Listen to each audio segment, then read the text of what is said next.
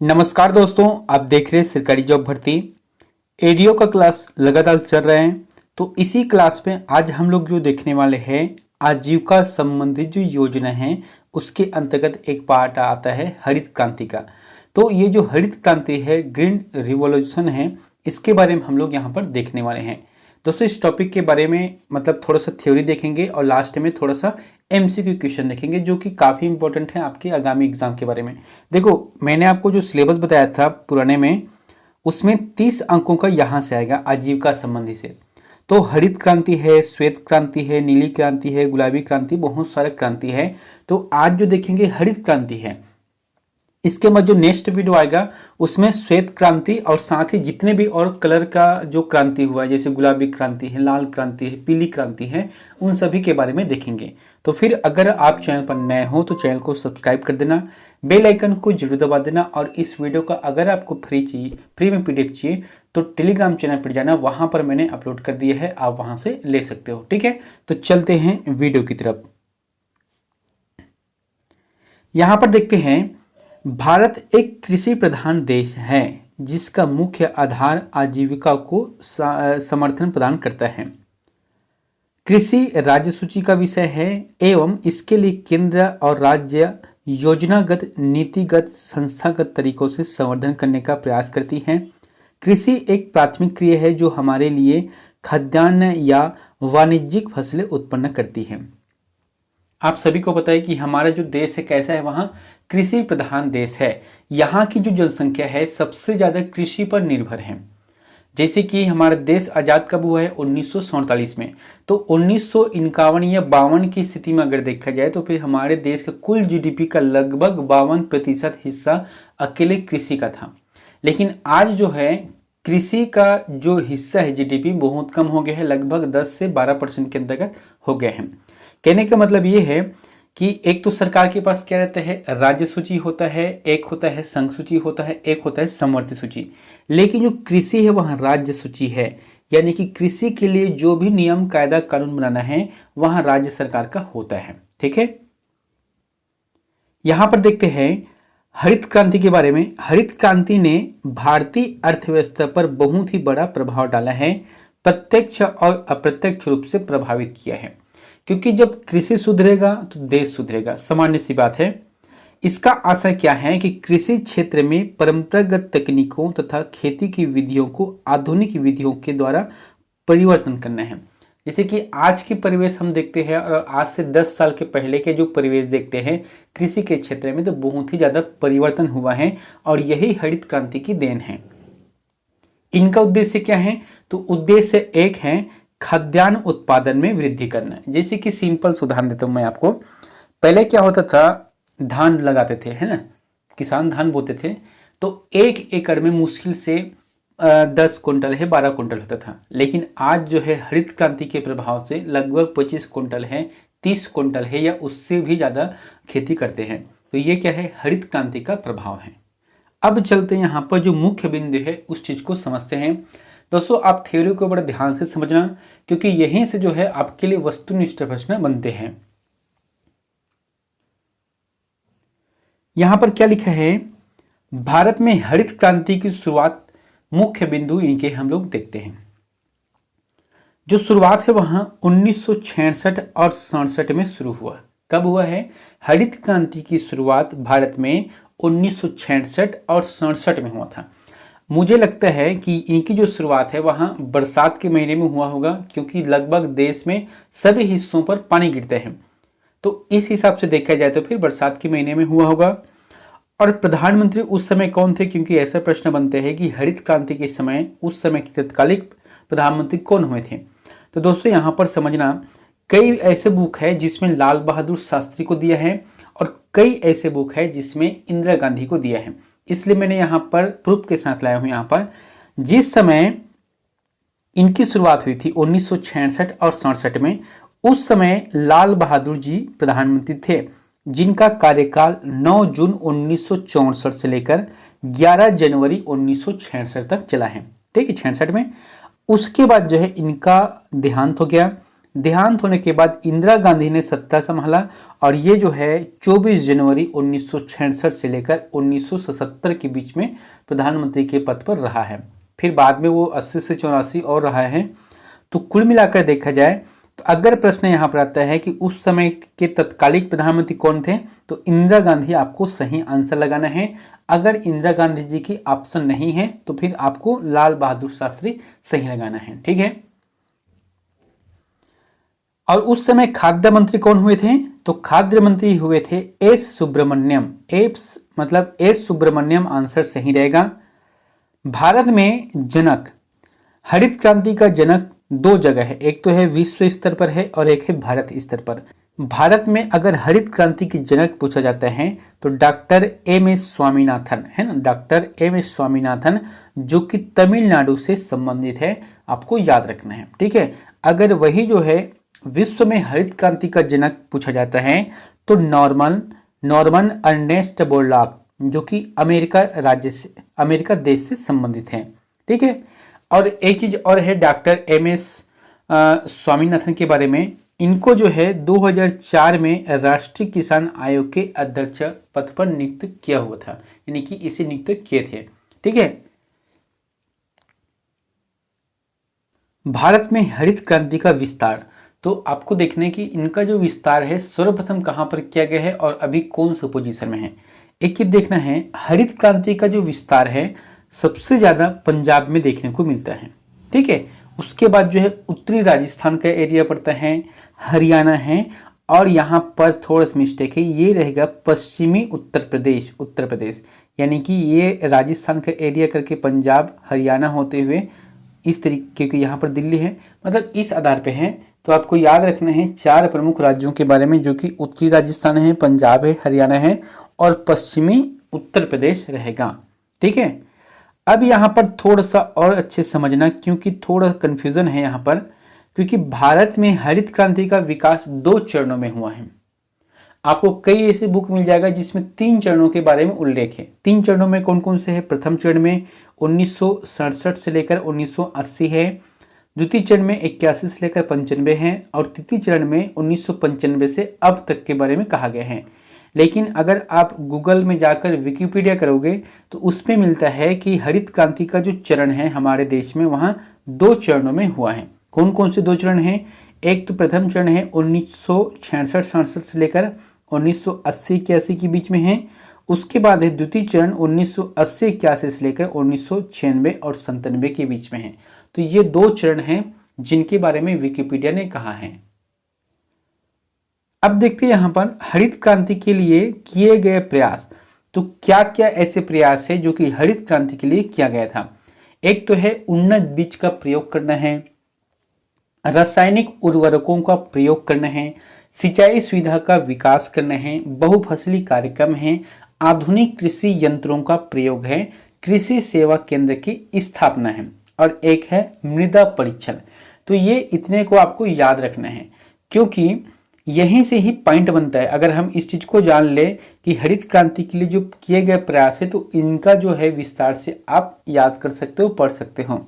जैसे कि यहाँ पर हम लोग देखते हैं, सबसे पहले यहाँ पर देखते हैं प्रभावित फसल। जैसे कि हरित क्रांति है तो कौन से ऐसे फसल है जिनके ऊपर ज्यादा प्रयोग किया गया और वो जो है उत्पादन उनमें वृद्धि हुआ, यानी कि उनमें जो है सफलता मिला है।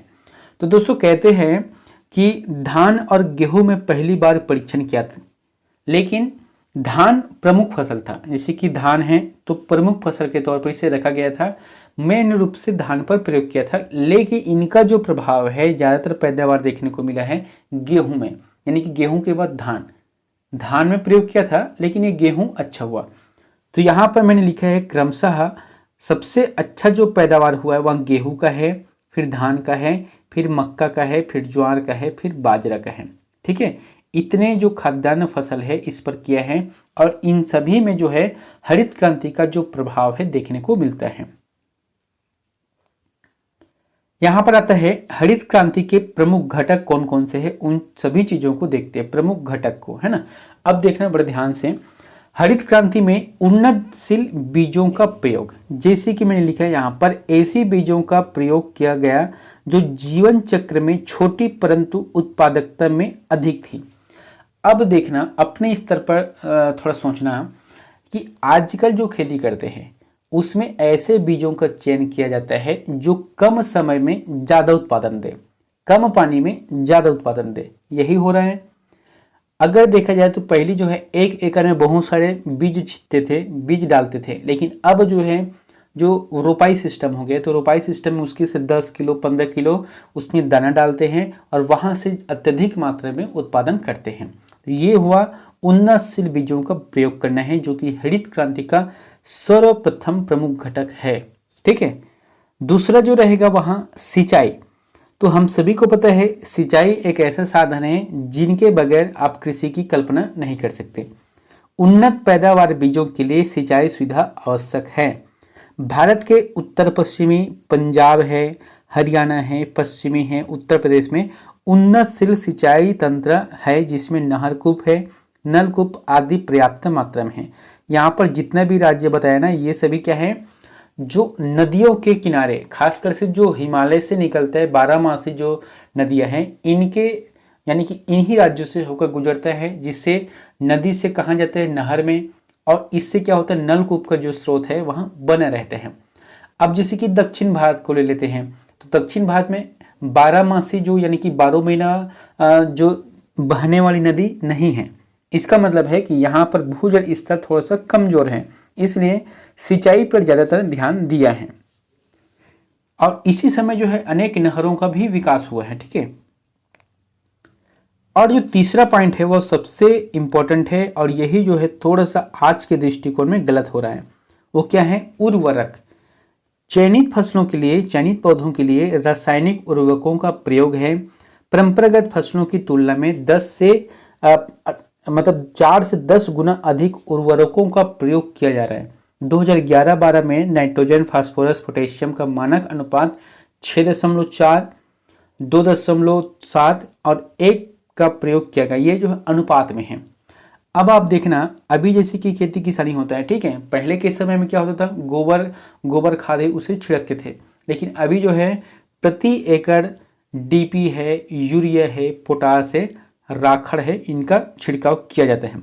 इससे जो है एक तो दुष्परिणाम हो रहा है, अलग बात है, लेकिन उत्पादन में वृद्धि करने के लिए इन सभी चीजों का प्रयोग किए जा रहे हैं, जो कि हरित क्रांति का एक घटक है, क्योंकि इससे पहले नहीं किया जाता था। हरित क्रांति आने के बाद जो है उर्वरकों का जो उपयोग है, उर्वरकों का जो उपयोग करना है, वो सभी बढ़ गए हैं, जिससे हालांकि दुष्प्रभाव अलग हैं, वो बाद में बताऊंगा आपको, लेकिन ये भी एक घटक के अंतर्गत आता है हरित क्रांति का। ठीक है।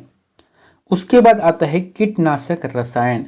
तो कीटनाशक रसायन में पौधों में रोग प्रतिरोधक क्षमता तुलनात्मक रूप से कम होती है, अतः इससे संरक्षण के लिए कीटनाशक का प्रयोग बढ़ा। भारत में इसका उपयोग लगभग 450 ग्राम से लेकर जो बढ़कर 1200 ग्राम प्रति हेक्टेयर हो गए हैं। ये जो है सिर्फ ऐसा नहीं कि एक ही दवा है, आज के दृष्टिकोण में देखा जाए तो फिर हर हफ्ते दवाई का छिड़काव करते हैं, चाहे वहाँ कीटनाशक हो, चाहे फल फूल का हो, या रोग प्रतिरोधक क्षमता बढ़ाने को हो, तो खेतों में सबसे ज्यादा जो है जहर का छिड़काव किया जा रहा है। ठीक है। उसके बाद है आधुनिक तकनीकी वाले उपकरण का प्रयोग करके, जैसे कि आज की डेट में ट्रैक्टर है, थ्रेसर है, हार्वेस्टर है, ड्रिलर है, आदि चीजों का उपयोग किया जा रहा है, जिससे क्या है, श्रम ऊर्जा का बचत हो रहा है, श्रम ऊर्जा की कमी आ रहा है, और ये जो है हरित क्रांति को बढ़ावा देता है। पहले नांगर होता था, है ना, नांगर यानी कि हल में जाकर जुताई करते थे, समय बहुत लगता था, मेहनत भी बहुत लगता था। अब जो है ट्रैक्टर आ गए हैं, धान कटाई के लिए क्या आ गए हैं, मशीन आ गए हैं, रोपाई के लिए भी मशीन आ गए हैं। तो कुल मिलाकर देखा जाए तो फिर पूरी तरह से मशीनी युग हो गया है आज की खेती। दोस्तों यहाँ पर एक कोटेशन है, आप इसे याद रखना। Doctor SL.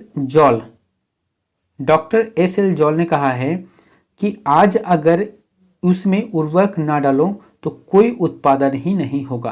देखो बहुत ही अच्छे शब्द बोला है, इस चीज को मैं समझाता हूँ यहाँ पर। जैसे कि आज के डेट में हम लोग उर्वरक की मात्रा ज़्यादा उपयोग करते हैं। आप 1 एकड़ में धान लगा कर देखना, उसमें खातू मत डालना, रासायनिक खाद मत डालना, रासायनिक दवा मत डालना, बस गोबर खाद को छिड़क दो। जो आज 30 क्विंटल प्रति एकड़ धान का खेती कर रहे हैं ना, उनके पास मुश्किल से 5 क्विंटल भी नहीं होगा, इतना प्रभाव हो चुका है। इसलिए कह रहा है कि रासायनिक उर्वरकों का, रासायनिक खादों का प्रयोग करके हमने अपनी जो जमीन है उसे खराब कर दी है। अब यहाँ पर देखते हैं उनके प्रभावों के बारे में, जैसे कि एक तो है आर्थिक प्रभाव है। आर्थिक प्रभाव के अंतर्गत हरित क्रांति में निम्न प्रभाव हुए हैं। एक तो है नवीन मशीनों का प्रयोग और मानव श्रम का कम उपयोग हो गया। जैसे जैसे मशीन का आया तो मानव का जो श्रम है वहाँ लगना बंद हो गया है, यानी कि जो मेहनत किसान करते थे अब वही मेहनत ट्रैक्टर कर रहा है, हार्वेस्टर कर रहा है, ड्रिलर कर रहा है। इससे हुआ क्या कि नए नए मशीन जब आविष्कार हुए तो उनके जो उद्योग है, ट्रैक्टर का उद्योग है, मतलब जो बनने वाला जो मशीन है, कारखाने हैं, इनका निर्माण होता गया। ठीक है, खाद्यान्न उत्पादन में अपेक्षित तीव्रता को देखी गई है। अगर कोई भी फसल आजकल हाइब्रिड हो गए हैं, यानी कि कम समय में कम बीज में ज़्यादा उत्पादन हो गया है, ये तीव्रता देखने को मिला। मशीनों के साथ साथ कीटनाशक है, रासायनिक उर्वरकों की मांग में वृद्धि हुआ और साथ ही इससे संबंधित उद्योगों का भी विकास होने लगा। ठीक है, किसानों को वित्तीय सहायता के लिए वाणिज्यिक, सहकारी एवं कोऑपरेटिव संस्थाएं, बैंकों का विकास हुआ है। पहले ऐसा नहीं था। अब जो है जैसे कि जिला सहकारी बैंक है या कोई बैंक रहता है, जैसे किसान क्रेडिट कार्ड है, तो यहाँ से बहुत सारे ऐसे हैं जो कि किसानों को लाभ देने का कार्य करते हैं। ठीक है, ये क्या है, आर्थिक प्रभाव क्षेत्र के अंतर्गत आते हैं। और इसी में आता है एक सामाजिक प्रभाव। तो दोस्तों सामाजिक प्रभाव में होता क्या है कि ग्रामीण कृषक समाज में गतिशील एवं बाजार उन्मुख हुआ। जैसे कि किसानों के पास पैसा जाएगा, अच्छे उत्पादन का पैसा जाएगा, तो उनके पास जब पैसा आएगा तो वही जो पैसा को ये बाजार में उपयोग करेगा, गाड़ी लेगा, मोटर लेगा, कपड़े लेगा। तो कुल मिलाकर देखा जाए तो भी बाजार का जो सिस्टम है वहाँ बदल जाता है। ठीक है, जीविकोपार्जन से बढ़कर ग्रामीण समाज में आय वृद्धि हो गए हैं। पहले सिर्फ खाना था, अब जो है बचाना हो गया। यानी कि पहले सिर्फ खेती इसलिए करते थे क्योंकि हमको खाना है पूरा साल भर, लेकिन अब जो है जीविकोपार्जन से बढ़कर यहाँ समाज में आय में वृद्धि हो गया है। यानी कि व्यक्ति जो है अपनी आय को बढ़ाना चाहता है। किसान की आय में वृद्धि से शैक्षणिक व्यापार में वृद्धि हुआ, यानी कि लोग अपने बच्चों को ढंग से पढ़ा रहे हैं, व्यापार कर रहे हैं, या कोई भी ऐसा कार्य है जो पैसे से होता है वो सभी किसान आज स्वतंत्र रूप से कर रहा है। ठीक है, जैसे कि आप छत्तीसगढ़ में ले लो। छत्तीसगढ़ में पहले क्या होता था, मुझे पता है जब पहली बार जब धान खरीदते थे तो फिर मुश्किल से 600-700 रुपये क्विंटल होता था, है ना, 600-700 रुपया। आज जो है 31 रुपये क्विंटल है। तो सिंपल सी बात है, पैसे कम होगा तो खर्चा भी कम होगा, पैसे ज़्यादा आएगा तो खर्चा ज़्यादा होगा। किसान की आय में वृद्धि से, है ना। उसके बाद है बड़े और छोटे किसानों में आर्थिक असमानताएं और आपसी संघर्ष। पहले ऐसा नहीं होता था। आज जो है 1 एकड़ वाले कितना बेच रहा है, मान लो जो 70,000 रुपये, 80,000 रुपये का। 5 एकड़ वाले कितने बेच रहा है, लगभग वो ज़्यादा का बेच रहा है। ठीक है, तो ऐसे दृष्टिकोण से देखा जाए तो फिर दोनों के बीच में आर्थिक जो असमानताएं हैं वहाँ बढ़ गए हैं। महिलाओं की जीवन शैली पर व्यापक प्रभाव पड़ा है। ये जो है महिलाओं का जो जीवन शैली है, अगर हम गाँव में देखें तो फिर ये कार्य जो है महिलाओं के द्वारा भी होता है, पुरुषों के द्वारा भी होता है, लेकिन ये जो है अपनी जो भागीदारी है वहाँ इसमें बढ़ाने का कार्य करता है। तो कुल मिलाकर सामाजिक प्रभाव देखने को मिला है हरित क्रांति के प्रभाव से। इसके बाद आते हैं राजनीतिक प्रभाव। ये तो बहुत ही इंपॉर्टेंट है।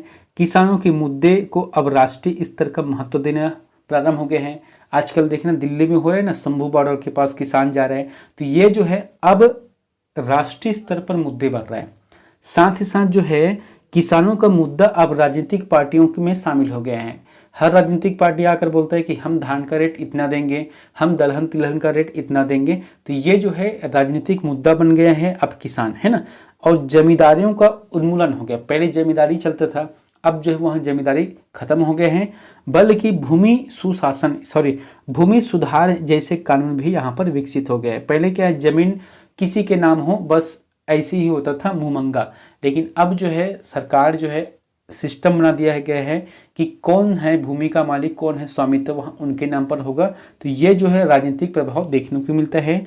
और एक चीज़ और है, आज का जो किसान है अब जो है राजनीतिक गतिविधियों में भी भाग लेना प्रारंभ कर दिया है। जिसीलिए कहते हैं कि किसान नेता वही है जो किसानों की बात करे। तो ये जो है किसान मतलब राजनीतिक प्रभाव देखने को मिला है हरित क्रांति के उपयोग से। अब दोस्तों यहाँ पर आता है पारिस्थितिकी प्रभाव, बहुत ही इंपॉर्टेंट है।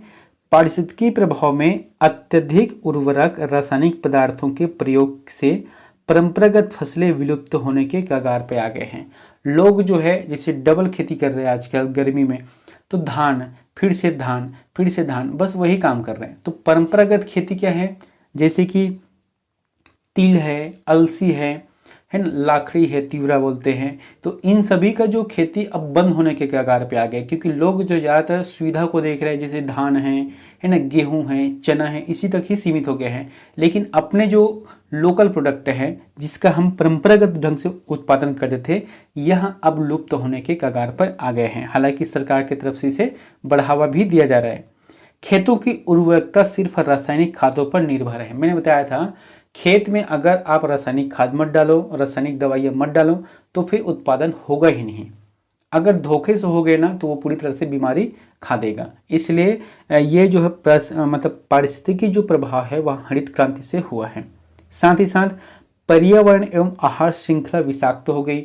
अब देखना अभी जो है दवाई छिड़कते हैं, खाद छिड़कते हैं, तो पानी दूषित हो गया, वहाँ पर रहने वाले छोटे छोटे जो जीव जंतु है वो खत्म हो रहे हैं, चूहा खत्म हो रहा है, सांप खत्म हो रहा है। आजकल जो पक्षी देखने को भी नहीं मिलता, क्यों नहीं मिलता? क्योंकि उनके पीने के लिए पानी नहीं है।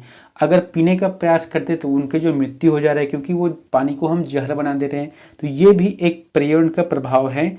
और एक है भू जल स्तर में गिरावट। पहले क्या है कि डबल फसल बोना है या इस तरीका से सोच के साथ ट्यूबवेल यानी कि बोरवेल का खुदाई करते थे। लेकिन आज जो है धरती से इतना ज़्यादा पानी निकालते हैं कि गर्मी में पानी का संकट आ जाता है। तो ये भी एक पारिस्थितिक प्रभाव के अंतर्गत आता है जो कि हरित क्रांति में शामिल है।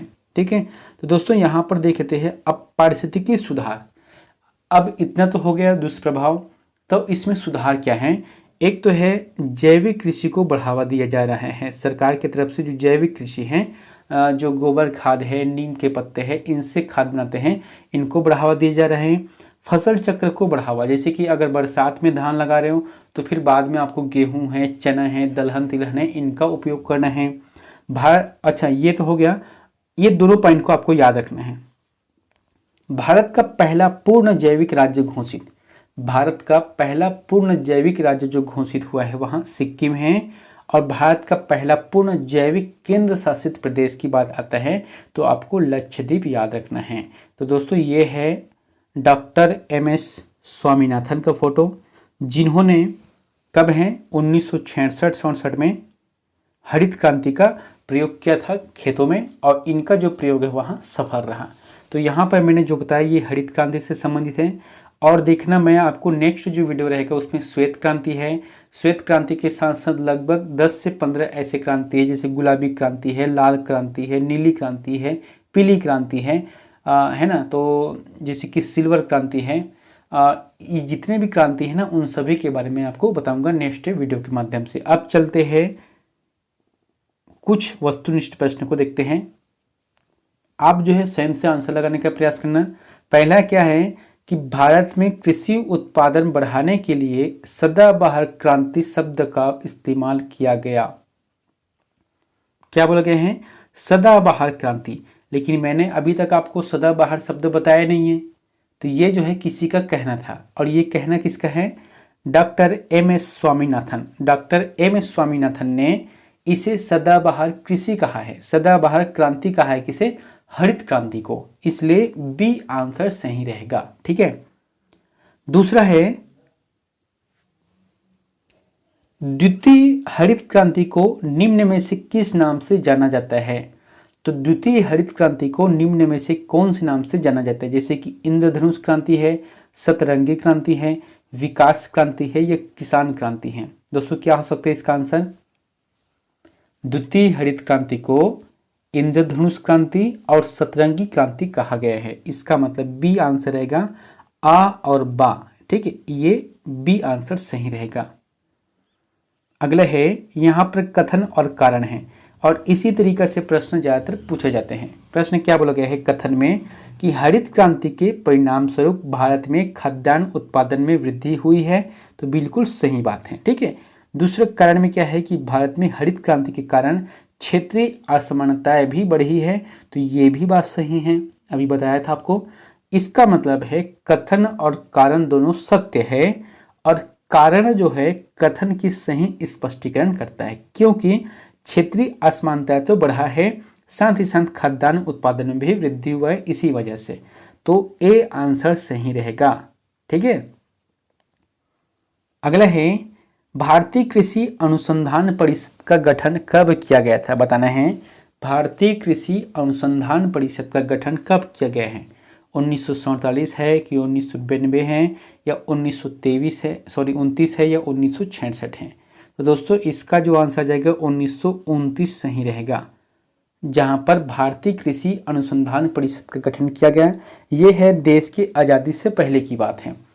16 जुलाई 1929 में रॉयल कमीशन की अनुशंसा से, ठीक है, रॉयल कमीशन के अनुशंसा पे जो है इनका गठन किया गया भारतीय कृषि अनुसंधान परिषद का, और इनका जो मुख्यालय अभी वर्तमान में कहाँ है, नई दिल्ली में है।